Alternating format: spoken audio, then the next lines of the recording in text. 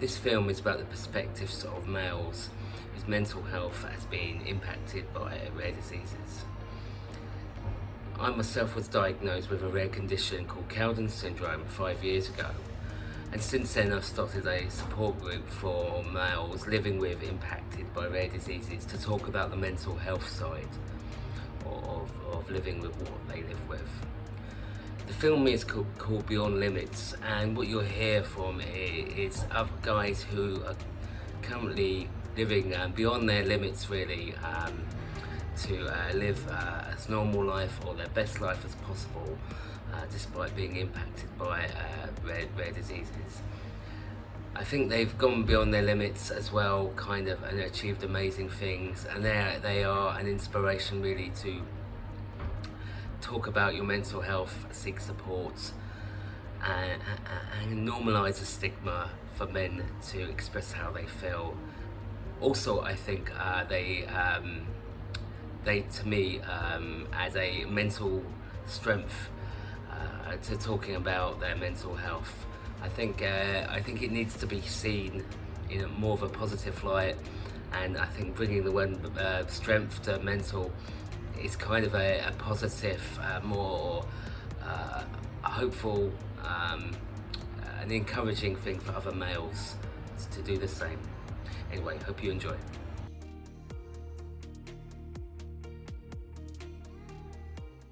This disease can actually kill you at a young age. It can be terminal. I could live till I'm 75, 80 years old, but nobody knows. I lost my brother when he was 39, so yeah, a lot definitely goes through my head when it comes to having a rare disease. It's very stressful. It's very stressful, and as a man, I never really looked at it like, I'm going to sit here, I'm going to cry in my bed every night. I never did that. I would just always have this stoic look, and I'm going to forge forward, and I'm not going to show you my emotion. But inside, it's destroying me. It's destroying me, the whole thing. So I needed to do this to kind of seek help and to also understand that I am suffering from mental illness at times, and the disease is real. It is to internalize, the impending grief, as they would call it, of the loss of a child. There's nothing you can do about it. All you can do is sit there and have the best version of your life and what you're trying to accomplish. It's challenging. So I'm speaking from the heart, and it's not easy. Before I knew anything was going on and was really familiar even with the rare disease world itself, I kind of pulled in some of those, common misconceptions about being a man, and that's you've got to be tough, you've got to push through, you don't have time for that, you can't talk about your health, you can't talk about your mental health. And so I did exactly that. I just pushed through and pretended like everything was fine until I really couldn't anymore. And it was challenging. It was so hard because I was seemingly healthy at the time. I was loving life. I had a great career. Things were good with the family. Like it was just this time where I felt like I was on top of the world, and then all of a sudden I wasn't anymore. So I think it enters into every single situation, every relationship that I have is affected, and it's just a matter of figuring out how to make things work with it. I think that's a principle for everything in life, right? Like, there's just so many factors. We have to make all of them work for what we want. It's definitely mentally taxing to live with a rare condition, and is something that requires some resilience and mental prowess in order to navigate the hospital life, doctor's appointments, therapies, new information. And I feel like men is a group that doesn't get an opportunity to have these conversations regarding mental health. It's changed my life to the point where not a lot of people enjoy being around me, which I can understand. I lost a lot of people being vulnerable, people leaning on people I thought I could trust, they said they'd always be there for me. As soon as you start talking about you're struggling with your mental health, or you start talking about suicide, or you know, or anything mental health related, most people run.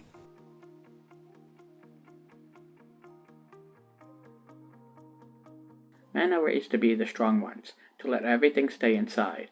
In the Hispanic community, you barely heard any men going to speak to someone about their emotions, and if you did, you must have been weak. You always heard, be a man, be strong, and suck it up. That is what we were taught. So let me just say, what makes you strong is when you know you need help and you ask for it.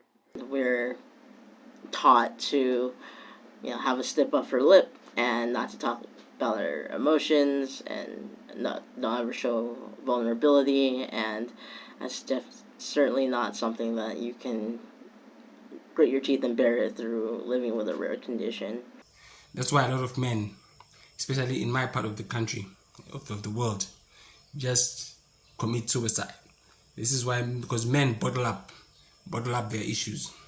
They don't speak out, they don't come out, they don't share problems with their wives even. Weakness is bottling it up and keeping it down, actually. So it takes more strength to be vulnerable and, admit that there's something going on instead of, just ignoring it forever. I do feel like there are some stigmas. I feel like people see me as a strong individual because I have to go through a lot. But at the same time, I feel like I'm also kind of a weak individual because I walk around with a walking stick and, Men have emotions. Men have feelings. Men have ups and downs, and it's not weak to say that. It's not weak to recognize that. It's human to say that. It's human to recognize that, and we need to be okay with it.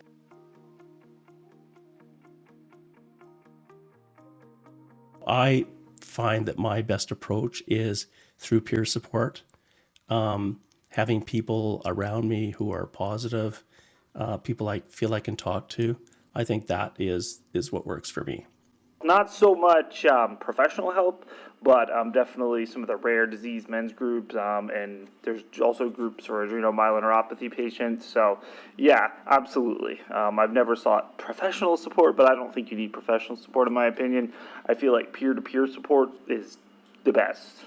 Is that being selective about the people that you are vulnerable with? Be very, very selective.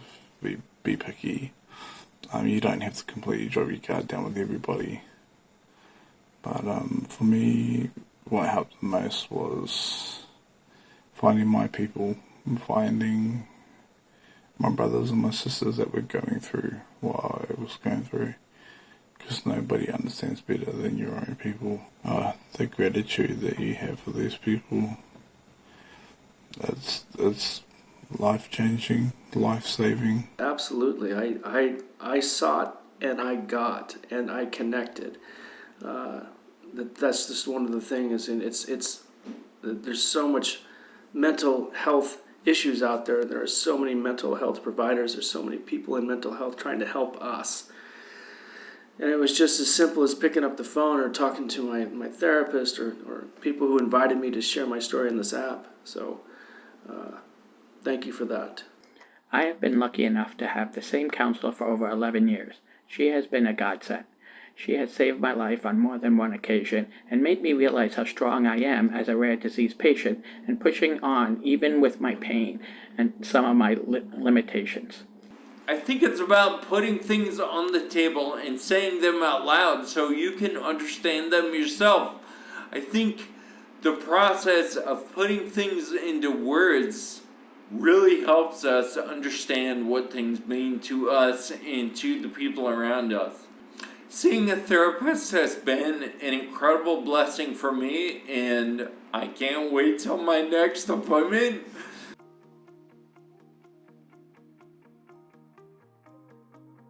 I plan on speaking about men and mental health and make sure men and all others with rare disease know that you are not alone.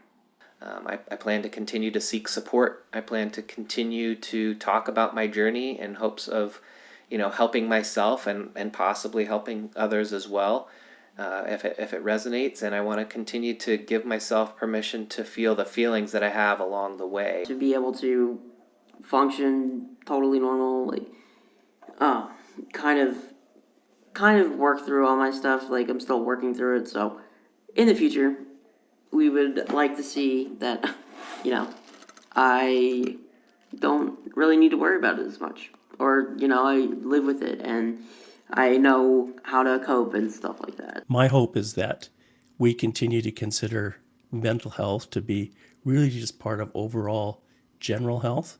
We've got a lot of different facets of our health, and they all overlap. They're all related. So we need to think about our whole health as one. My mental health journey? I don't know. I mean, that impending doom is weighing on my body and my shoulders and my head, and it's really, really terrifying. And I always try to live in the present because, if I have one foot in front of the future and one foot in front of yesterday, I just forget about today. So I really don't care what happened yesterday, and I'm trying not to think about what's going to happen so I can just stay focused on the present, which is today. Hey, there's a reason why they call it the present, because it's a gift. Every day you're above ground, brother. Hopefully I can connect with others. Always open to chat and talk about my experiences, listen to others' experiences, and hopefully we can help each other feel validated, because the things that we're going through are real, they're tough, they're challenging, and there are going to be mental health implications and ramifications, and we need to talk about it. For me, this film is about breaking the stigma of male mental health. For me, I think it's really important that as a rare disease community, we encourage men to seek support and talk about their mental health more. Especially as I feel, whilst we wait for treatments, cures for rare diseases, we need to provide that support for men to be able to talk about what they're going through, and to be able to really kind of lead kind of the best life or the easiest life as possible with a rare disease. And I think having a group is something which will give men that space. Also, I think give them men that reassurance that they're not alone. There are others out there. We feel you, we hear you, and through support, we can face the challenges of having a rare disease or living with a rare condition.